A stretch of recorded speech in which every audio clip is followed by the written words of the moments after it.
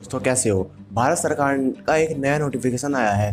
भारत सरकार का जो नोटिफिकेशन आया है वह है भारत सीरीज़ आया है। भारत सीरीज़ के तहत आपको देखा होगा कि आपने अगर आपकी गाड़ी है तो आपकी गाड़ी एक राज्य से दूसरे राज्य में ट्रांसफ़र होने में बहुत ज़्यादा दिक्कत आया करती थी। मतलब कि उसके लिए आपको एनओसी प्रोवाइड होनी ज़रूरी थी। उसके बाद आपको फिर जो रजिस्ट्रेशन करना था नए राज्य में वो बहुत ही दिक्कत हुआ करती थी। लेकिन इस सारी दिक्कत को अब जब सॉल्व करने के लिए भारत सरकार ने एक नया नोटिफिकेशन जारी किया है। इस नोटिफिकेशन के तहत अगर आपके वाहन पर जो है नंबर प्लेट पर BH का सीरियल नंबर एक प्रिंट कर दिया जाएगा, जिसके बाद आपकी गाड़ी ट्रांसफ़र होने में कोई दिक्कत नहीं होगी और आपका ऑल इंडिया परमिट बन जाएगा। यह कैसे बनेगा, चलो ये मैं बता देता हूँ। यह रजिस्ट्रेशन 15 सितंबर 2021 से स्टार्ट होंगे। रजिस्ट्रेशन होने के बाद आपकी नंबर प्लेट पर BH का मार्किंग हो जाएगी। और एक बात, यह रजिस्ट्रेशन हर एक आदमी नहीं करा सकता है।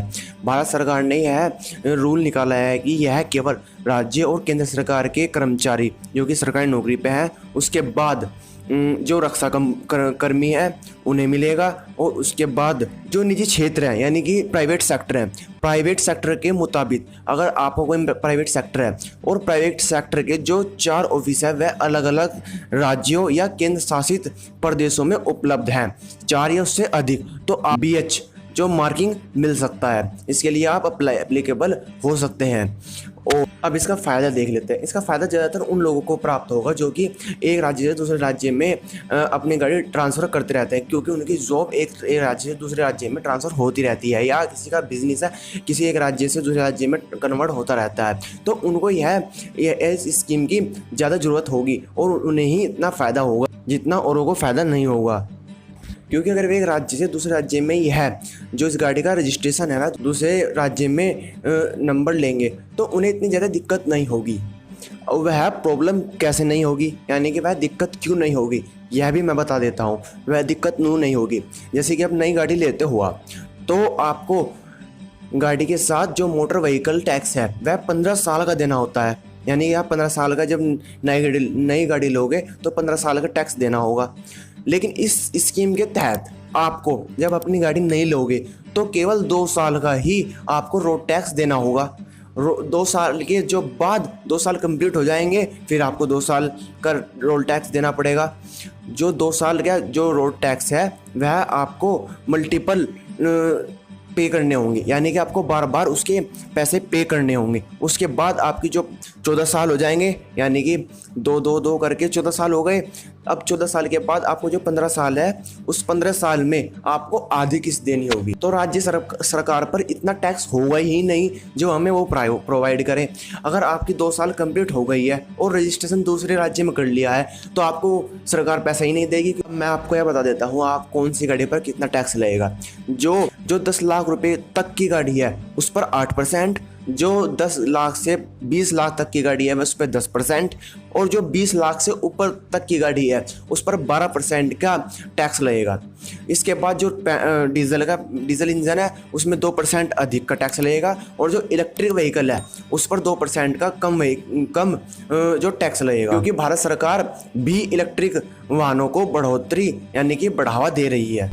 इस रूल में नई गाड़ियों की कीमत भी घटने का एक आसार नजर आ रहा है, क्योंकि अब तो 15 साल की जगह 2 साल का ही रोड टैक्स देना होगा। मौजूदा समय में जो फिलहाल का नियम है वह मोटर व्हीकल अधिनियम 1988 की धारा 47 के तहत चल रहा है, जिसके अंतर्गत अगर कोई व्यक्ति एक राज्य से दूसरे राज्य में जो नया राज्य है उसमें अपना वाहन चलाता है तो उसकी समय सीमा केवल 12 महीने तक ही है।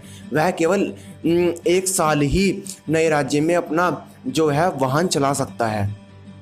यानी कि अगर आपकी यूपी की कोई गाड़ी है और आप यानी उत्तराखंड में चला रहे हो अपनी गाड़ी तो आप केवल 1 साल तक ही उत्तराखंड में उसको चला सकते हैं। और अगर आपको फिलहाल का नियम है उसमें बताऊँ और ट्रांसफ़र कैसे होता है तो बता देता हूँ। अगर आपकी गाड़ी यूपी की है और आपको वो गाड़ी उत्तराखंड में वो है रजिस्ट्रेशन करानी है तो आपको यूपी सरकार से एक आपत्ति प्रमाण पत्र जिसे हम शॉर्ट में एनओसी भी कहते हैं, वह लेनी होगी।